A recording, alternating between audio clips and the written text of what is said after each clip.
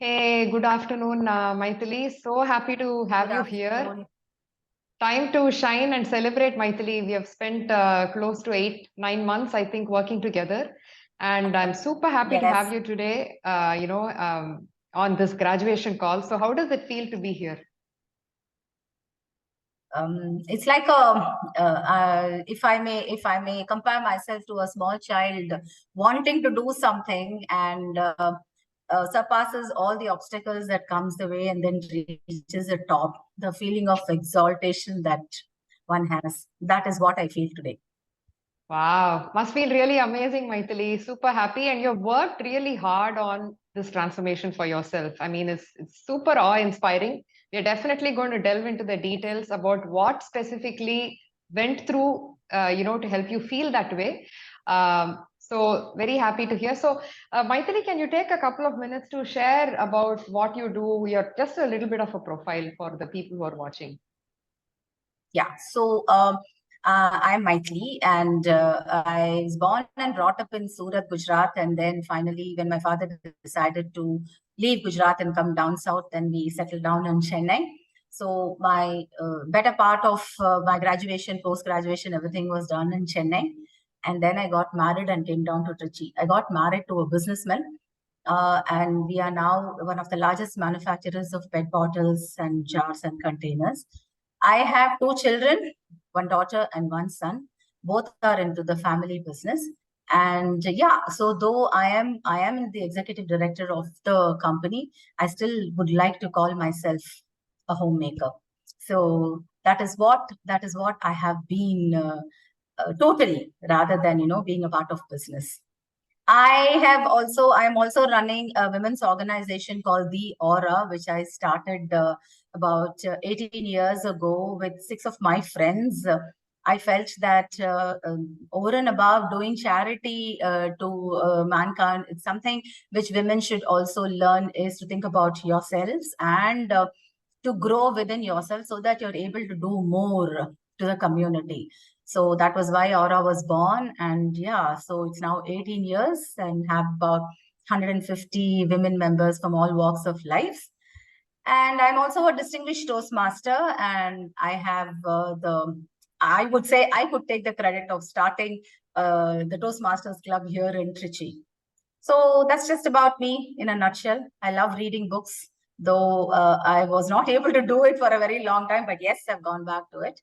Songs, yes, listening to a lot of songs and conversing with people. I consider myself to be a people's person, so I like talking to people, meeting people, traveling. Yeah, that's just about it. Wow, thank you so much for sharing that, Mythili. You really turned Trichy around, I would say. Leah, very nice to have that kind of clubs that you have, helping women feeling, empowering them, creating a space to connect socially. Again, very, very important for us women to have that mental and Sure. emotional connect with other women and learn and, just have fun together. So really amazing to see that, Sure. Mythili.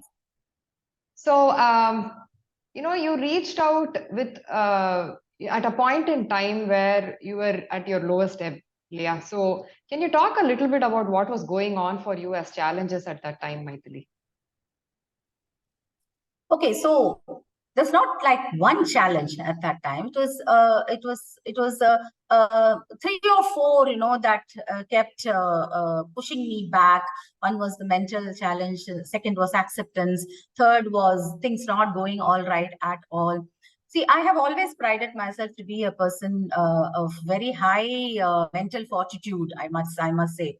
But I guess I forgot that sometime in life, the age doesn't matter. Sometimes you feel you're 60 years old, so what is there left for you? And you will be. I mean, you've seen it all. You've been there, done that, so you've seen it all, so you can handle everything. But I was so wrong because. At times, I felt that everything was against me at home, a home that I took great care in bringing it to what it is today.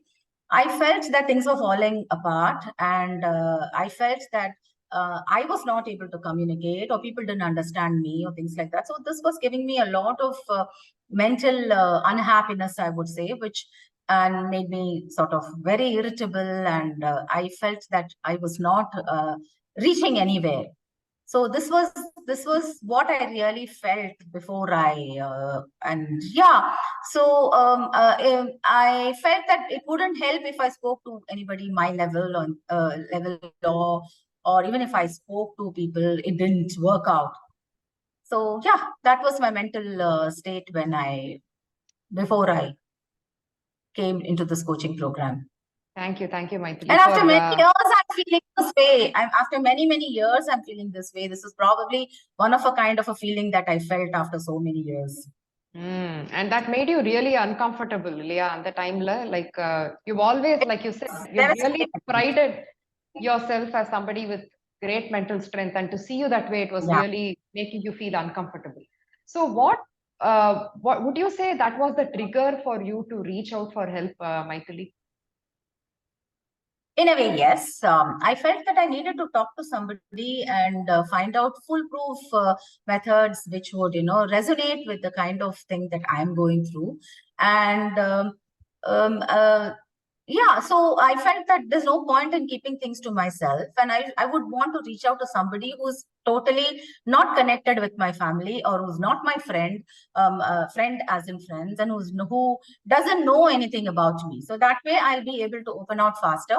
And I would be able to share, I would be able to look for solutions that I'm really wanting to. See, it took me some time to get into this kind of a coaching program, because I was in several coaching programs earlier, coaching in the sense fitness programs earlier. Yes, I lost a lot of weight, and yes, everything fell into place. It was very short-lived, and then it did nothing to my mental state at all. But I sort of, ignored it, and I felt, illa, if you're physically okay, you're mentally okay kinds. Whereas it's the other way around. If you're mentally okay, then physically the things just fall into place. So that is the reason why. And Shivadev, I have been following you. I have been following you on Facebook for quite some time. So I felt, yeah, I would want to. And many of my friends have been a part of your coaching program. So of course, I spoke with them and told them. They also told me, yes, go ahead. I said, yeah, that's how. That was just a kind of a reassurance. That in the program, let me be very honest, that was just a kind of a reassurance. I just went to them because I felt they were there with you earlier, and what they told me was definitely very, very good. So what that's great, Mythily. First of all, kudos to your awareness, right? Many women don't take that step, the proactive step of caring for themselves or investing in themselves in terms of signing up for a program, because they think it's a sign of weakness. ஐயோ help கேட்டா நம்மளை பத்தி என்ன நினைச்சுப்பா, நமக்கு எதுவும் சரியா போகலன்னு எப்படி சொல்றது, the vulnerability. So that kind of prevents them from taking action or reaching out for help from somebody, a coach to help them. So first of all, kudos for signing up in terms of investing in yourself for your transformation. That's a very, very big step, Mythily. Before that, I would like to ask, what happened during our conversation? I mean, again, you may have heard many friends that have joined my coaching program. You could see their transformation, but only that cannot be the reason why you are signing up, Ilya. You have to feel convinced. So what really happened during our first conversation that made you feel like, hey, this is going to work for me, I'm going to do this? you had we had this first call before we even signed up. We had this call when you spoke to me and all that. So I felt that one, I felt comfortable. See, whenever you enroll into these kind of programs, one has to feel comfortable with your coach, the person you're really going to be talking to, or you're going to seek solutions into. So I felt very comfortable.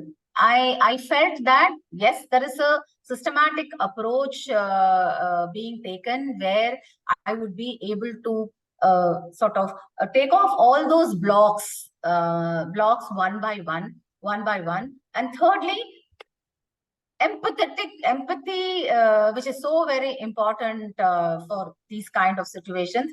I found that. So all these three things led me to say, okay, let me just try. Let me just get into it.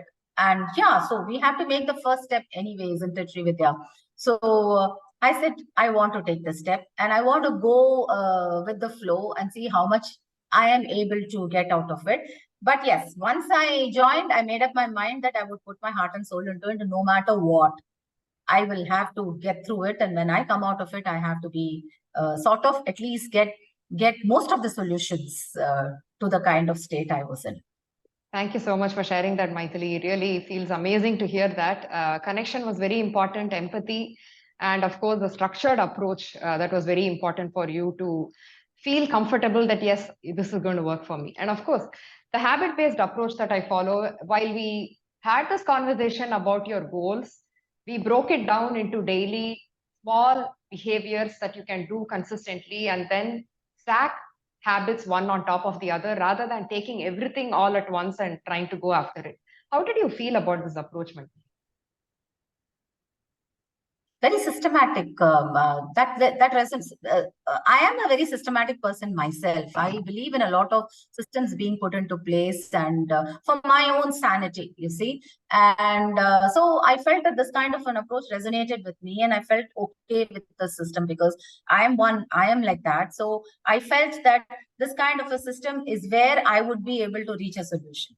So that's what I felt, that yes, this kind of a systematic approach, like you attack one problem first, find a solution to it, see how you feel, and then go to the next. See, this kind of a thing, you're sort of, it's like hurdles. You run a little and then jump over, and then you run a little and then you jump over. So every time I cross one hurdle, my mind is clear of what happened last, and then I'm ready to take on the next hurdle. So this is how I took my every month, and every time I adopted a practice. And I saw to it that, I did not run faster. Unlike the hurdles thing, there was no race game here. So I did not run faster. I took my time in reaching the next hurdle. And so when I felt comfortable that, yes, I could do this, I went on to the next. And this is how I felt worked for me, and I was able to surpass different situations. I really love the way you articulated it so beautifully, Mythily. The way, you're taking on one problem, solving it, and then you're able to reflect on why you were able to solve it or why it worked. You're kind of storing that in your database, and then you're taking on another problem and you're working on that. So that way, over, Yes. let's say, 6 to 8 months, you've covered so much ground in terms of the skills, equipping yourself with those so that as you graduate, now you have all of those long-term sustainable skills to carry you forward because they are all now a part of your life, right? So we're going to talk about your goals, Mythily. One of the most important goals was building long-term sustainable habits and something that doesn't reverse itself. So how do you feel today? I mean, we have taken about 8 months to build skills necessary for a healthy lifestyle, be it nutrition or movement, strength training, your eating habits, internal regulation skills, sleep habits, stress management, all of these. And we went through them one at a time. Like today, you are 8 months into the program. How do you feel about the sustainability of those skills? Absolutely one up than what I was before. To sum it up, I feel that many times when we take up something, we feel, oh, we are not able to do it. But then I understood that a sense of discipline and sense of accountability, when you bring it into yourself, then everything seems not impossible, not insurmountable, but you can do it slowly. Things within myself that every single time I do something, I take it up with a lot of discipline, a lot of accountability. Like, look, this is the reason why I've signed up for. I might as well do justice to it. I might to myself, not to anything else, to myself by this. So let me follow this systematically. So every plan that I took, I only did things that I was able to do it. I did not set my goals. Like, you remember, I always tell you that I don't want to go to a 10 at all. I always consider myself to be at 9, because that's when it's like the brain speaks to you saying, okay, now you're 10, you don't have to do anything. But I know when I'm at 9, my brain tells me, no, you can do. Okay, today you're at 9, go to 9.5, 9.25, 9, 3/4. So I'll stay at 9, 3/4 till I know that, I'm okay. So I'll never want to be a 10. But I know, see, that way, to me, I'll keep sustaining all those things because I'll always call myself a 9. And I'm happy about that, simply because I feel my mind keeps reminding me that stay where you are. There you are, don't do things. Example, Ganesh Chaturthi, I had only one korkata, okay? I love korkatas, but I had just one. That is it. So these are the kind, and I've been saying I'm a foodie. I love food, different kinds of food. I love cooking. I'm very happy cooking. Cooking is therapeutic for me, and I've been cooking since the age of 13. So for me, I love cooking for the family. I love entertaining people. I love cooking for so many people who come home, all those things. As much as I love cooking, I used to love eating. But now I know even if I cook, I eat only what I want to eat. So this is the kind of breaks that I have put for myself. And I'm happy doing that. It's not that I am eating. I'm not abstaining myself from anything. I am doing things which I want to do, but I know where I have to draw a line. So this is the kind of sustainability I am looking at in the long run, that you go, do what you want to do, but stop at the right time. You know, I think this applies in every single aspect in your life, where you know where to draw a line. Yes, you can go across the line for a while, but then you know when you have to pull yourself back. And this is something I learned during this program. It's not that I didn't know what I was doing or anything, but this is something that comes to you at a time of your life where you really have to relook into yourself, go back. I've always believed that if I have to learn something or if I have to change myself, I have to take 2 steps back. Or I have to completely shut off on doing some things and slowly open up and release myself, groping for things that fit into my thing that would make me happy. This is the style that I've started adopting now. And my opinion is this makes me want to stay in line. Super. Thank you so much for sharing that, Mythily. I think I have always said this, but for the audience who's watching, Mythily is super committed, and her self-awareness is really a big strength. You absolutely know what is it that you need, what do you like, what do you enjoy, what you don't like, which made it very easy for us to set those goals, Mythily, right? Again, mindfulness is the foundation of this program, because unless you learn about yourself, it's not, whatever you do is not going to be sustainable. You've got to pause, reflect, understand if the particular action that you're picking is the right one for you. It's an experiment, right? It's okay if it is going to succeed or if it's going to fail, but what are you learning from that experiment? If this is not the right action, can we do another action and try it?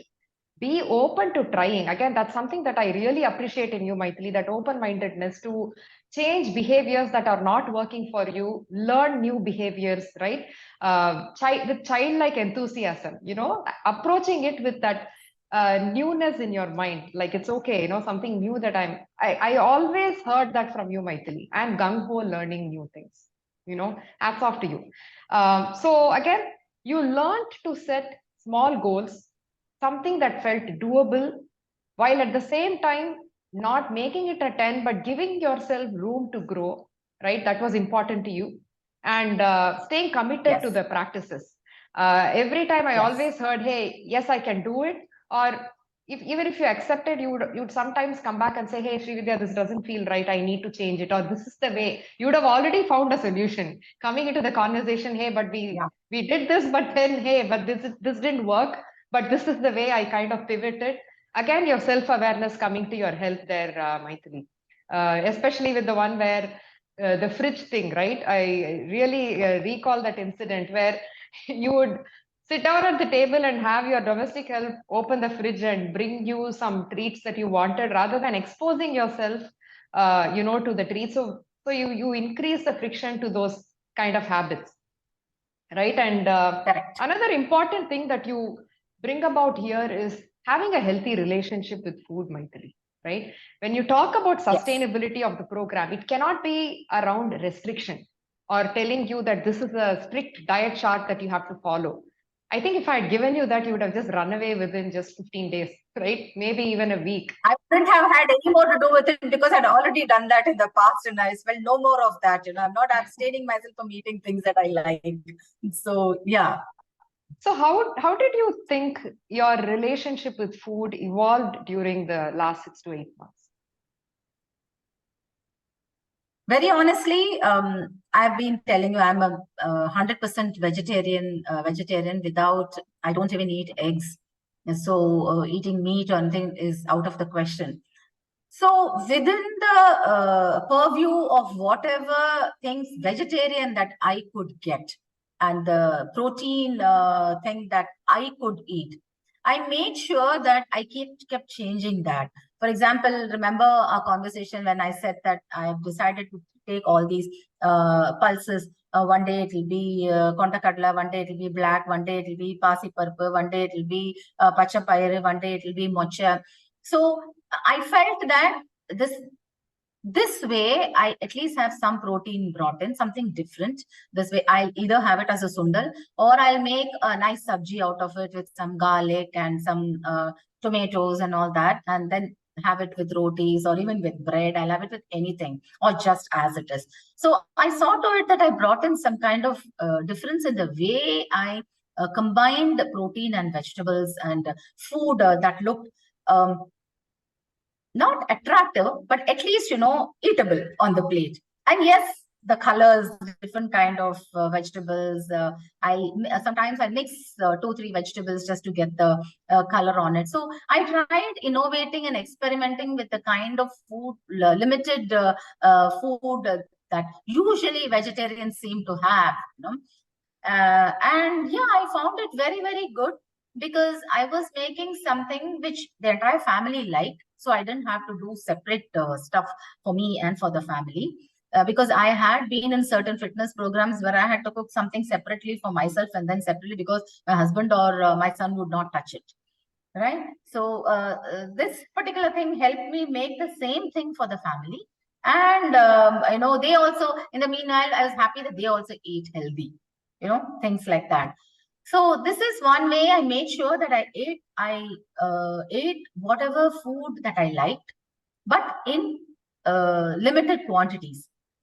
See, the portion control that played a very, very important. I brought myself those measuring cups, and I would say to myself that, okay, if I have this 1 cup of whatever carbs I'm having, then I'll have 2 cups of vegetables, and I'll see to it that you do. So I used to plan out my meal times. Like I have told you, I'm an early riser. So when I wake up early, around 4:30 a.m. is what I wake up every day. So that's a time I slowly take my time and give myself time, get things ready. So I have a lot of time for prep for my meal time. So my breakfast is early. I told you, then my lunch will be at that. I finish my dinner at 6 o'clock in the evening. Then I don't eat anything after 6. So this system helped me, this particular discipline that I set for myself helped me into a very, very positive and a beautiful approach, I must say, towards food. So now I'm eating everything, anytime, only when I feel like eating, but I'm enjoying it. I'm not abstaining from anything at all, including sweets. I love Indian sweets. I'm not very happy or not very.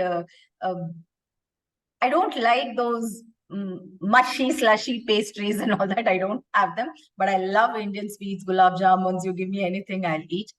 But today, even if I eat a gulab jamun, I think whether I really need that gulab jamun. So I'm when I have to. But then I eat raisins instead. I have prunes instead. So these are the kind of substitutes that I have made for myself for, satiating my sweet desires as well as eating what I want. Super. Thank you so much for sharing that, Mythily. So again, food is not just for physical nourishment, but also somewhere it's keeping us happy and satisfied mentally and emotionally too. So what Mythily has been able to do is make those meals of hers not just physically nourishing, but also mentally and emotionally keeping her happy. She looks forward to her meals, whatever that she makes, because of incorporating all of her amazing creativity and culinary skills that she has for herself, which she had to make separate meals for herself in previous programs. But now she made her regular family meals more nourishing and also very tasty and delicious, where she doesn't feel the need to snack on anything else after, right, Mythili? That kind of went out the window, right? Excess snacking, mindless snacking, or the Totally. cravings. And you're Totally. just satisfied eating the meals that you make for yourself. So somewhere it is helping you nourish not just your body, but your mind as well, which where you feel really happy Absolutely. eating those meals. Absolutely. And Absolutely. also not coming into eating those sweets from a space of restriction, but you allow yourself to eat when you want to eat, but really applying the pause, identifying the whether it is a need or a want, whether it is the craving that you want to satisfy now, or you want to use something else. So being very, very mindful and using that self-awareness as a tool to identify that need and going after satisfying that need. Awesome work, Mythili. So let's talk about the skill of pausing. That is something that we kind of incorporated early on, not just for improving your relationship with food or your food portions, but also with the emotional regulation, right? Which we wanted to actually work on. So how do you think it really helped you improve your relationship with yourself as well as the people around you? The one thing that it really helped me with is to check my responses. You see, as we grow older, a streak of impatience sets in. I guess this is something which might be true of many people, not true of any, but this is with me. So as I aged, I felt that a little bit of impatience is getting into me. So I felt that my responses sometimes were not to the expected thing of the person who I'm talking to. And I always felt that my responses used to be very cutting. At times when I didn't like something, I used to really tear the person to shreds. But in the sense, not in the harmful sense, but I would possibly express my opinion so forcefully that that person would probably say, "Oh my God, why the hell did I even ask her?" Things like that. But it's not that, again, it's not that after saying this, I used to feel, oh my God, why did I even say this? But this used to happen so many times without any corrective procedures being taken from my side. So a part of it, when we reach the pause portion of our program, I thought that I must really work on it. And this time I felt that very seriously, though, I disciplined myself to the fact that I said, before I say anything, I will just keep quiet for a minute. I don't have to, nobody's asking me for an immediate response. And even if people ask me, I'm going to say, wait, I'm thinking. And then, so that is the kind of thing that helped me come out with better response. I have developed more patience even towards people who irritate me today. I feel I can feel that irritation go down in me, and I'm able to respond to them properly simply because I started empathizing with people who feel that, who feel that it is their right to talk the way they have to, or it is their, so it is in them to say whatever it is, just because you're doing things for them, they feel it is their right to, do anything to you. So now I've started empathizing with them. So once that feeling of empathy came in, automatically my response is yo palmum kind of a thing, this is the way you feel, fine, but I'm not going to be raising to your weight, and this is what I would do. And so it has helped me stay calm. I don't know how it has affected other people because I've not bothered to ask for myself. So I feel calm. I feel that from my side, I have not hurt anybody. From my side, I have listened to them. From my side, I'm happy because it is time I felt that I started feeling happier than the other person who feels so very happy to make me unhappy, you see. So I don't know.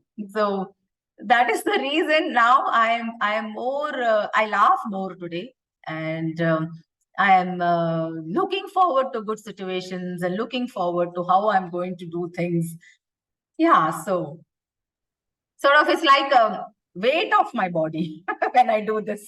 Wow. Kudos to you, Mythili, for really boldly taking on this challenge. It's not an easy practice at all. People take several months to actually master this.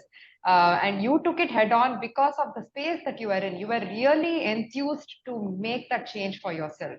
I remember right from the beginning, we started off with this, and you kind of slowly chipped away at it, tried with situations, and then today you're happy to say that, hey, I have this empathy for people, and most importantly, you're prioritizing your mental and emotional sanity by staying calm, Mythily, right? I'm sure somewhere you reflected and figured out the way it made you feel at the end of that situation. It's not about the other person, but even for your own self, how it made you feel. And that is a space that you didn't want to be in any longer, right? And True. of course, once True. you change, it's going to definitely have a positive impact in your relationships, people around you, and the way they perceive you. But that is not the goal. The goal is to first heal yourself, right? And then choose to respond instead of reacting impulsively. And that behavior by itself can bring a lot of benefits in terms of relationships. So let's talk about family relationships. How do you think you're doing today versus how you were probably 8, 9 months ago? Much, much better. I must say things have improved so much that earlier there would either be a mother-daughter altercation or a the husband-wife altercation, or there would be a group altercation at home. See, these things, it's not, it happens in every family. Every family, there would be some kind of things going on at all times. It's how we choose to be in that situation is what matters. So that is something which was missing in me.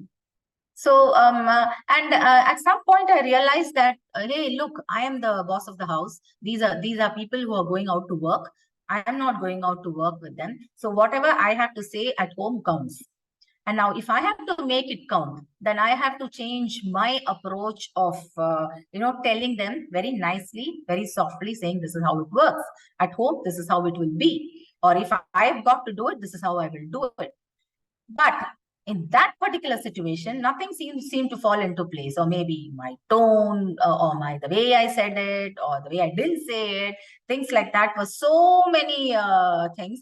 And of course, there were situations at home when things were not working out and this. But today, I think, very honestly, Srividya, and I would like to take the credit for this, that I have made 90% of changes in myself to see that things are okay at home. Things just, it's not that I don't get my way, or, I just give everything. And no, it's not that. I give in and then I take back twice, things like that. But I know I have sort of found a way out to get what I want, but in a very nice way. People at home have understood that, but they can't say anything because I'm very nice to them, you know. So that is one way. I don't know, devious it may sound, Wow, but I have to things. learn that skill from you, Mythily. Seriously. So, yeah, so but it is for the good of the house, and it is for the good of the family. And even during the most difficult days with my parents-in-law, because my husband is only child and they were very sick. So both of them were chronically ill patients. So when I had to take care of them, so if you have to keep your sanity, then you need to be calm. So yeah, so that was one what do you call a standard kind of a thing for me. When I can do it then in such difficult times, why is it that I'm failing now? So that is the question that I often asked myself, and it's that question that made me move on to clearing all the blocks. See, that is one reflection that I had, that when in the toughest of times for 20 years I handled paraphernalia of a hospital at home, and I was handling it single-handed. Of course, I had maids, I had nurses, but then again, minding them is another kind of management principle altogether. And then I had a sick father in Chennai, so I was here, I was there, I was everywhere, and I was able to do it beautifully. Why, if it was happening then, why not now? That is the key question that made me, sort of break all the, jump over all the hurdles, I can say. Absolutely, Mythily. Kudos to you for, I can sense a lot of pride in the way you have put in the work towards getting yourself to this point, rightfully so, and brilliant work, Mythily. And I absolutely want to point out here, we as women are capable of moving mountains, right? It's just that we are not aware of it. And what I typically do during the course of the program is help you all reflect about the strengths that you already carry and leverage those to handle the challenges that you're facing newly now. You may feel that this is a new challenge. Oh, how am I going to overcome this? But you've already overcome some kind of a challenge in the past that you can draw strengths from and find confidence and self belief that you can again overcome this new challenge. So, thank you for sharing that. Mythily, I want to bring up this concept or the approach that we follow very dearly, which is starting off with embracing imperfection. It's okay, we start off being very with that perfectionist mindset, but then perfectionist mindset goes against the grain of building consistency, right? So, how did you feel about that today, Mythily?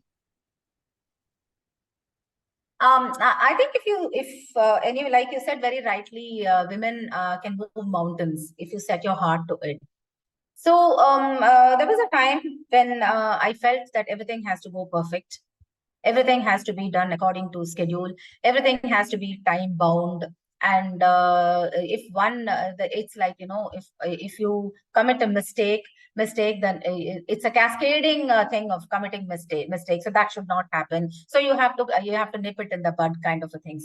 So this was also one of the aspects, though things were happening. Okay, because of this control that thing that I'd set up for myself, things were happening. But then in the end, when you think about it, you felt what is the price that you had to pay to get these things done? Of course, if you want to get things done, there has to be certain systems in place, and especially when you're running large establishments and all that, you need to have certain systems in place. You need to do things daily things that you have to do. But what I felt was, when I write the to-do list, I have started prioritizing priorities now. See, this was the main thing. Okay, first thing to do from Monday to Saturday, if I have to do these things, I will write. I have these things written down from Monday to Saturday. Now, what I've done, Monday to Saturday, these are the things to be done for me and for the house and for the people. But now, if I feel that on a Monday, I have something else that have come up and I'm not able to do it, I'm so happily shifting it to another day. Now, that is the kind of, and I don't feel guilty about it. I don't feel, angry about the fact that it has not been done or things like that. So this is the kind of discipline that I had set to myself, that come what may, I'm not going to say that I'm not able to do it. I'm not able to do it means I'm not able to do it. That's all. So this is how I'm still a perfectionist. I still feel that things have to be done, but now it is laced with a little bit of flexibility. So I won't say that I'm 100%. Probably my mother-in-law, if she's not around here, so if she would have been alive, she'd probably not like it at all, because she was one hell of a perfectionist. And whatever little bit I learned from her, I started using it in my own way. I don't use it. I'm not as strict as she was, but yeah, and I feel that it works.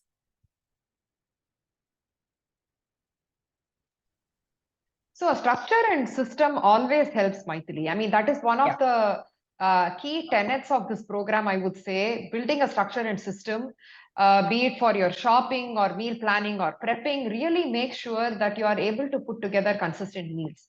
So, coming from a perfectionist mindset, a structure helps, but then you're operating with that flexible mindset also. If there were some challenges that came in the way of those priorities, it's okay to shift those priorities to another day without killing yourself about it. Again, talking about self kindness and self compassion, that is again the base of the program as well, right? Which, if you're hard on yourself or harsh to yourself for not doing some things, that can have a very negative impact. Again, it will have it will make you indulge in food to comfort yourself. So when you talk about behaviors relating to food, being very hard on yourself can be contradictory, right? So self-kindness, self-compassion, and then of course setting a structure and system, but being flexible with yourself, embracing that imperfection about you.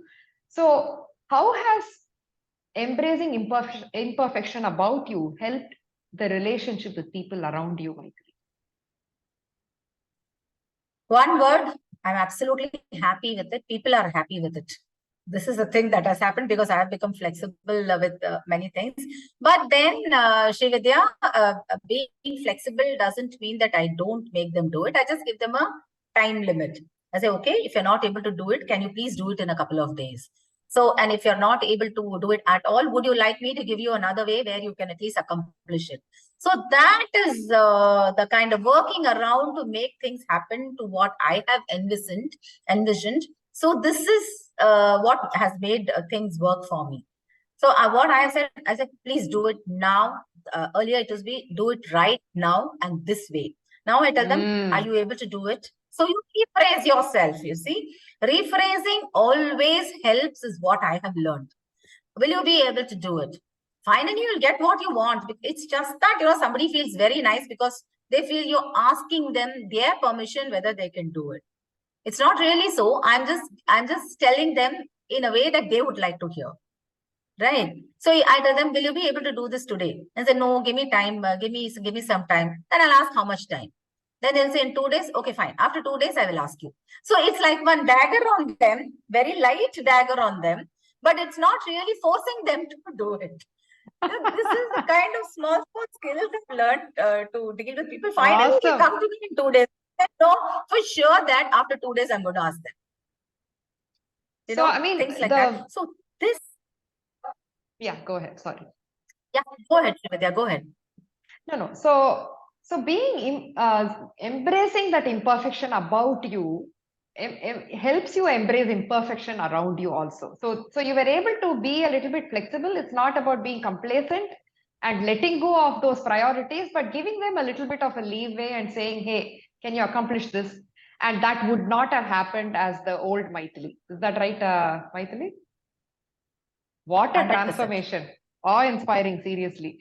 So let's talk about learning to draw boundaries and setting up that structure and system for your planning and prepping, Mythily. So let's talk first about learning to draw boundaries. How has that helped you?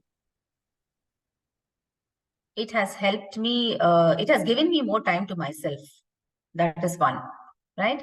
So earlier, it used to be like I used to go out of the way, do things for people, never say no. I would never say no as in no. I would just make excuses there. And excuses in the sense, okay, I may not be able to do it kinds, but today I'm able to very nicely say, look, I don't think this is possible for me to do.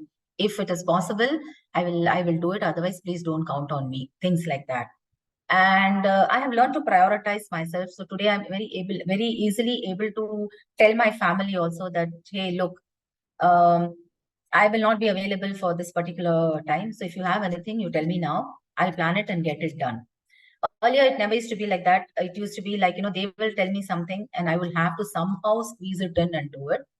Now it's not like that. Now they have understood. And fortunately, my children also understand that, if Amma has the time, she will certainly do it. You just have to tell her and it'll be done during the period of time. Same is the case with my husband too. And he also knows that no more pushing around. I tell them, look, I'm not there. And even if he invites guests, now I make it very clear to them. I love entertaining people, as I've always said. And I tell them, tell him, look, if you want to invite somebody, let me know in advance, because I may also have some plans. I may not be there at that time. So these are the little things which I'm able to do. And I don't feel guilty about it at all. I feel happy that I'm able to do things. Or I'll tell him, okay, if it's not possible for you, I'll make everything, keep it on the table. You can entertain and you can have, and I'll come back and join you. Things like that. I have been doing it and I have felt pretty good about it. Thanks for sharing that, Mythily. So it's basically about prioritizing yourself. If you think about learning to draw boundaries as a skill, you're basically saying, hey, don't overstep. This is my space and this is some time that I have, basically protecting your resources, right? Be it time, energy, right? And you could see that, I mean, you're somebody who loves to entertain people. Every weekend would go in having hordes of people at your place, staying over, eating and all that. And that can really throw a monkey wrench into our routines, right? And the way you kind of navigated is telling your husband beforehand that, hey, I have the schedule. Communication, again, that's a big component of learning to draw boundaries, communicating to the people ahead of time, sharing your expectations, right? And I think by doing that, you are also able to get your exercise in order, right, Mythily? strength training was always a challenge, Yes. especially over the weekend. So let's talk about how, when you learn to draw boundaries, you could also stay more consistent with strength training. So the best thing that could have happened to us was having a gym at home. Like I mentioned that during the COVID period, my children used to go to the gym. We used to go to the gym very regularly earlier. Then during the COVID, when COVID happened, and then my children were missing the gym, so we had a full-fledged gym in the house. So I excuse me, I do Zumba 3 times a week. Very happy with it. I've been doing it for the last 10 years now. Excuse me. May I have a glass of water?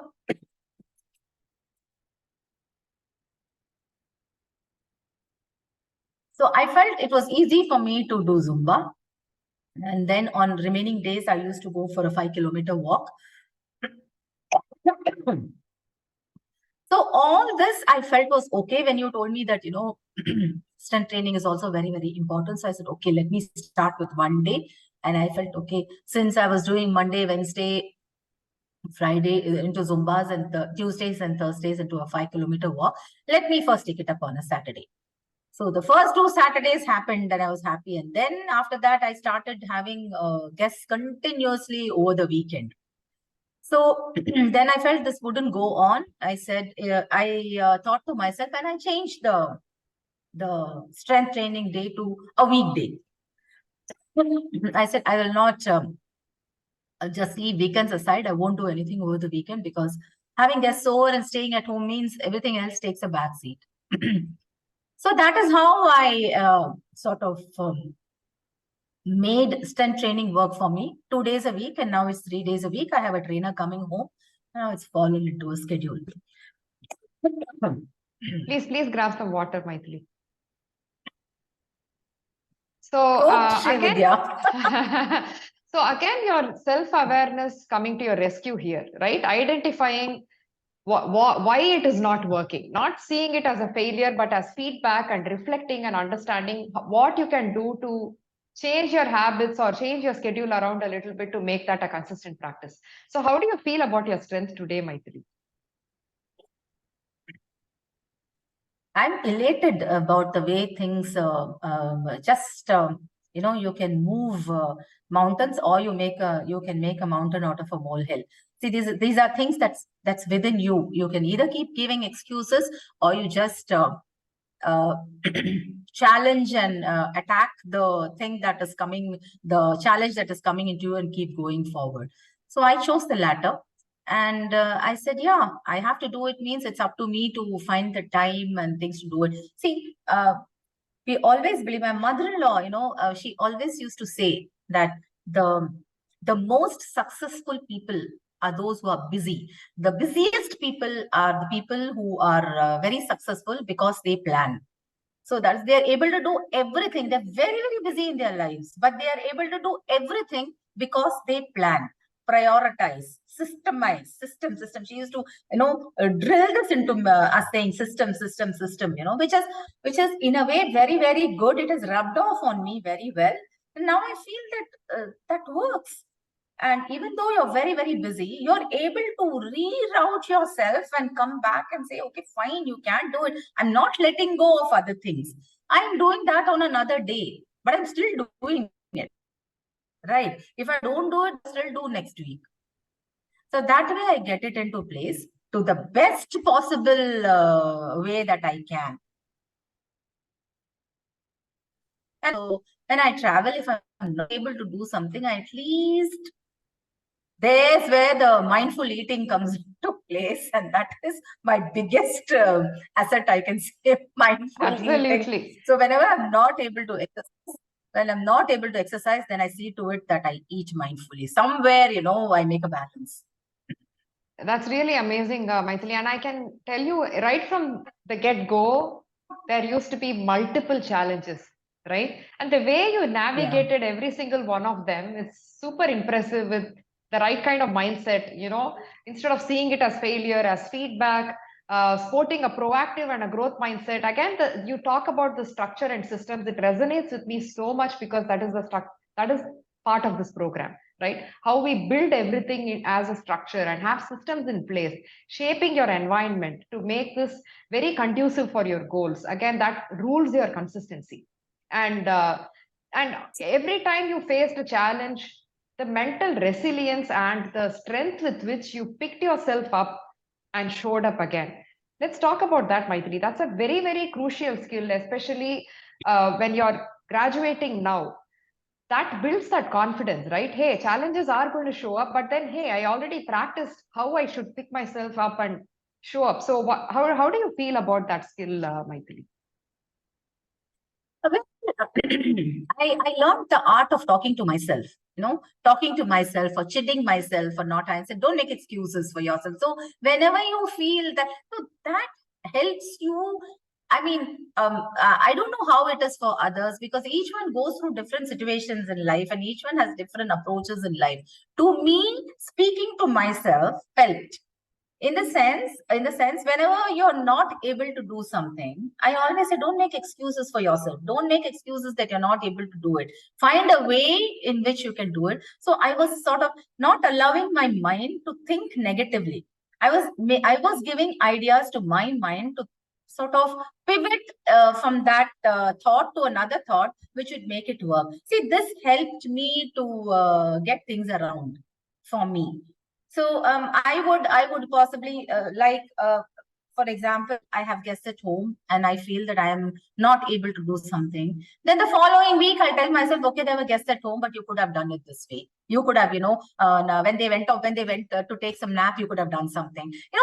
Some thoughts will keep going on in my mind, and somewhere, I will get this answer saying, okay, next time this happens, you please adopt this particular method. And this is what I try.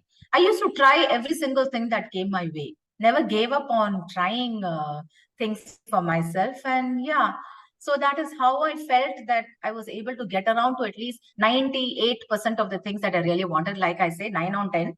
9 on 10, I still have that 1 point to, do better. Absolutely. And one of the first practices that we take on is practicing mindfulness and incorporating or getting better in terms of learning more about yourself. So, pausing to notice your self talk, understand what your mindset is at that point in time. Is it helpful?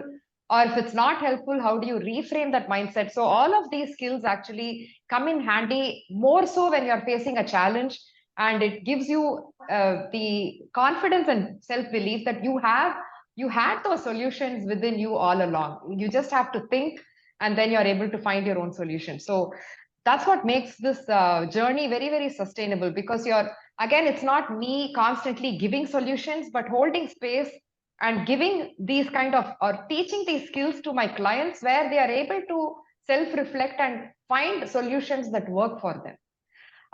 So that brings up an important point, Mythily. Talking about deep health, I would like to have you talk about where you are today with those 6 domains. So physical domain, when you joined the program, you were at a 2. Where are you today? I'm at a 8.5. Mental domain, you were at a 4. Where are you today? 9. Ooh. Emotional domain, in terms of ability to handle your stress, regulate your emotions, where are you today, Mythily? 8. Awesome. And relational domain, in terms of relationship with yourself and relationships with people around you, you were at a 4. Where are you today, Mythily? 9. And environmental domain, in terms of a conducive environment Even for your half, goals. because Yeah. 9.5. Again, this is something that you always tell me, and I recall that, which is, hey, the environment has remained the same, but I have made it work for me. Right, Mythily? Through the systems, structures in place, the nice way in which you politely talk to people and make them, do the work for you. It's simply amazing. Existential domain, you were at a 4 because of all the mental and emotional challenges that you were going through, and you're totally at a loss at that point, Mythily, not knowing how to make this work for you. Where are you today? 9. See, I'm very happy giving myself a 9 where this is concerned, because, like I said, there are so many new things that I'm doing for myself and for the people around me. And this has only come because I've done a lot of self-questioning, I mean, introspection, and there was a little bit of retrospection also. There was a little bit of sadness. There's a little bit of excitement. So many things that put together, it has brought me to a 9. And like I said, talking to myself and finding out things for myself. And then I would come and during our calls, I would come and tell you this is what happened. And so these are the things that has made my existential domain more of a place, livable place, you know. So yeah, I guess that Absolutely. helps. Worked really, really hard at it, Mythily. Again, kudos to your Yes. commitment. It's a two-way street, right? A client-coach relationship where the coach hands the hand, but unless the client comes all the way, midway, meets midway, and also extends the hand and shows up imperfectly for the daily actions, open communication, that's very, very important. Not holding on to stuff, but being open about whatever that you're going through so that the coach can actually help you collaborate and gain insights from your experiences and put our heads together and find a solution. So it's been extremely impressive. It's been an enjoyable journey for me, Mythily, and I've learned a lot through our conversations. You have helped me hone my coaching skills, and I want to thank you for that at this moment. What was an aha moment for you while working on your transformation, Mythily? The control that I started having on myself, the way I spoke, the way I approached things. And there was not just one moment. See, every single practice I undertook, I found at least one aha moment there. And it is that aha moment which made me move forward with a lot of confidence. So it's not that I didn't feel dejected, or I felt, okay, this is the way it is. There are those fleeting moments, but then see, one has to take control of those fleeting moments at all times in life, because those are just, again, being the human, the kind of human that we are. All kinds of thoughts keeps pervading into ourselves at every point in time. So at some point, you should just give a break and say, okay, fine, I don't want to do this anymore, to myself and to people around me. So every single step I took, or every single practice that I approached, I saw so much of positive implications to it. And the more I moved with a lot of positivity, the more I felt good towards doing it. And that was the main reason why I was able to exit.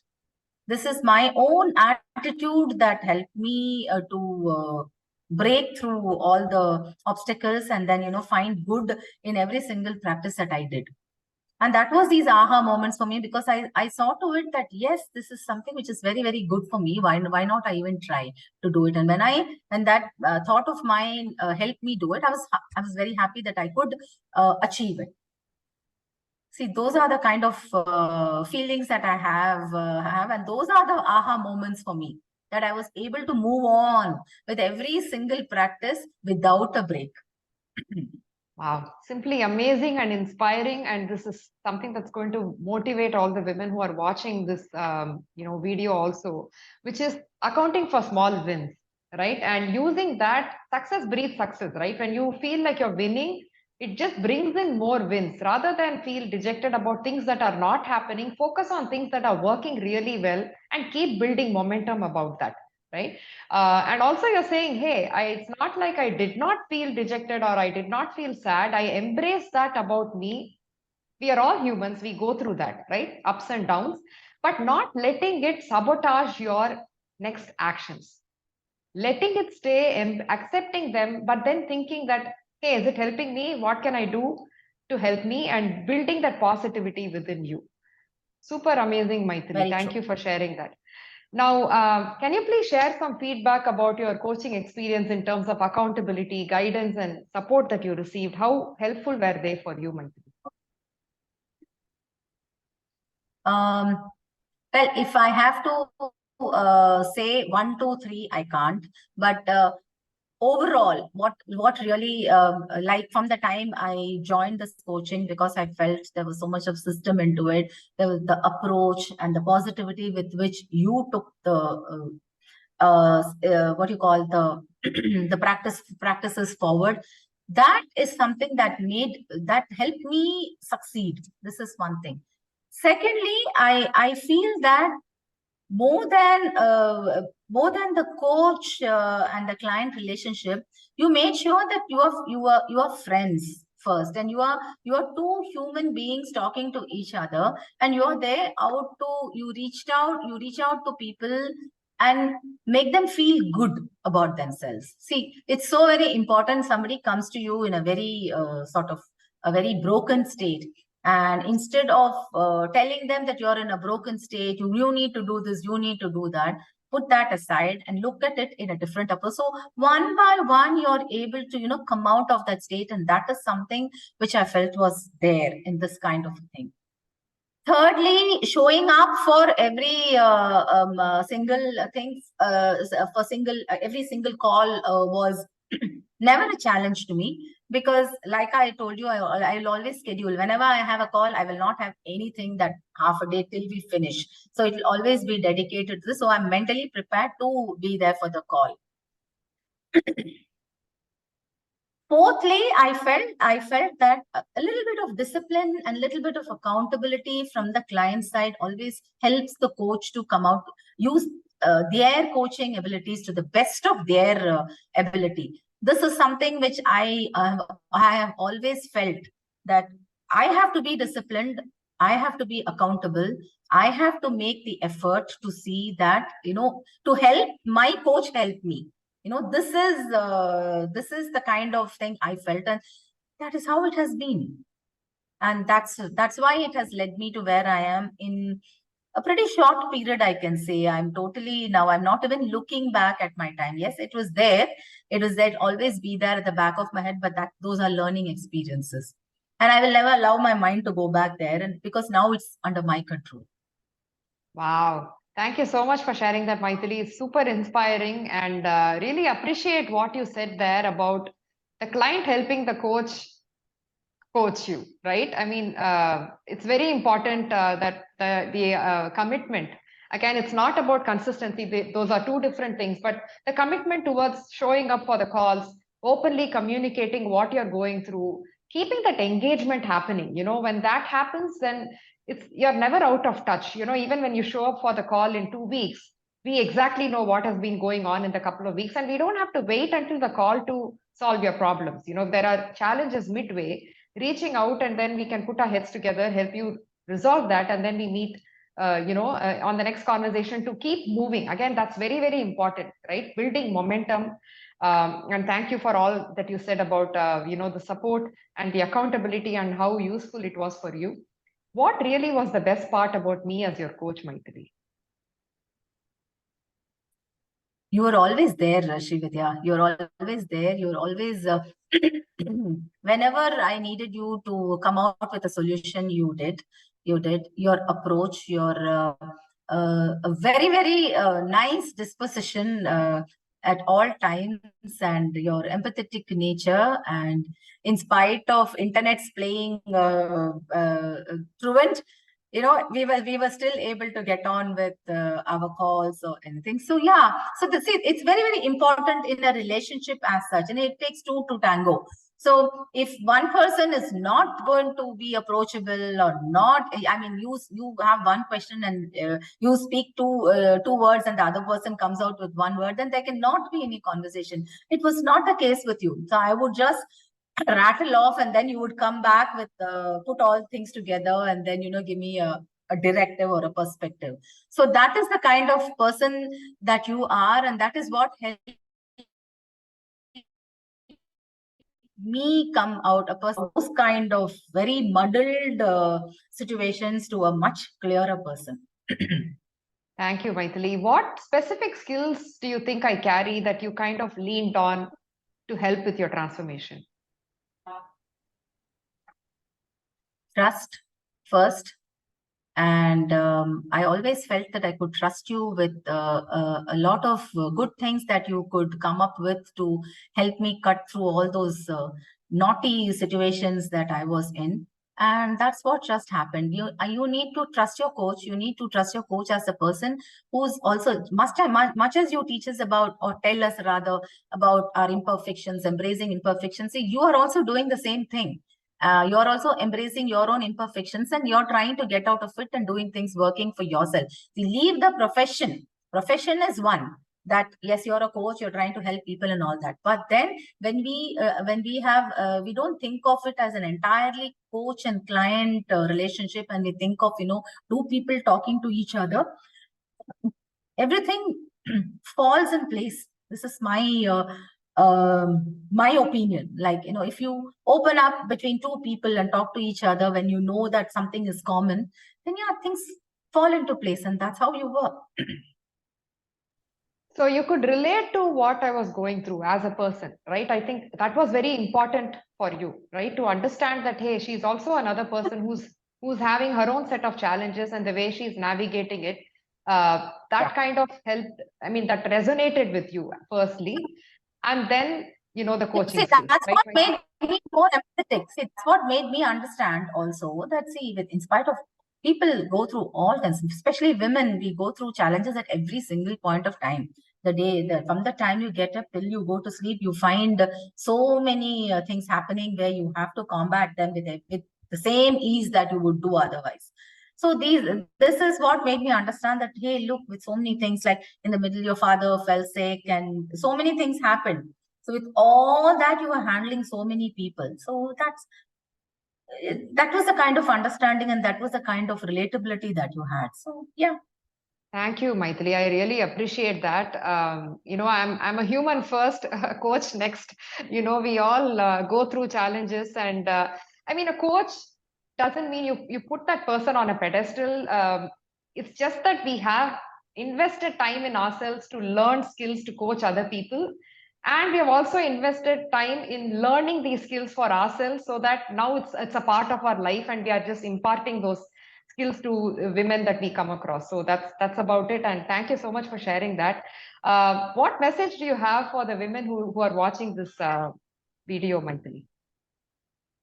I wouldn't call it as a message, because there will be so many other older women who have been there before me, and people with so many kind of experiences they would have had. But yes, I would just like to share my experience, or share my opinion about what I really feel is, we're all human. And today, though we speak so much about equality between the sexes, women, we as women have to work twice as hard as men. See, that is an unsaid thing over there. So don't hesitate if you're going through some hassle in life, or if you feel that you're not able to handle things on your own, please reach out to whoever you feel like. You will feel happy, because talking always helps. And either professional help or with friends, don't feel bad to reach out. Don't feel that, let us not feel that, we are all superhumans where we can handle everything ourselves, because I used to feel that way till last year, where I remember I told you that I was superhuman, handling so many sick people and all that. Why can't I do now? But somewhere there is a breakdown point mentally, where you feel enough is enough. You're not able to handle, and somebody needs to help. So please reach out, whoever you feel comfortable with. And yeah, one has to feel accountable and disciplined too. When you're reaching out to somebody, then you reach out with a kind of an objective to heal yourself. And when that is what you want to do, then you have to be disciplined and accountable to yourself. Only that helps in solving not, I wouldn't say solving the problems, maybe that's a wrong word to use, maybe attacking the problems and approaching the problems with ease. Thank you for sharing that, Mythily. Really appreciate all that you shared today, your thoughts, your vulnerabilities openly. So women who are watching could actually learn, feel inspired, and feel motivated to start taking proactive action towards taking care of their health, long-term health. Really appreciate this time, Mythily. Thank you so much. Thank you so much, Srividya. It's been such a pleasure, a sort of being with you. With all, I'm going to be missing these calls, but yeah, I will still be there in the group, and we'll still keep in touch. So thank you so much, and yeah, God bless. Absolutely, Mythily. Thank you so much. It's been a wonderful relationship, and like you said, I've earned a friend. for life. It's never just a client and coach relationship that ends here. Let's just say this is another beginning to our relationship. Absolutely. Absolutely. Thank you, Mythily. Thank you so much. Thank you.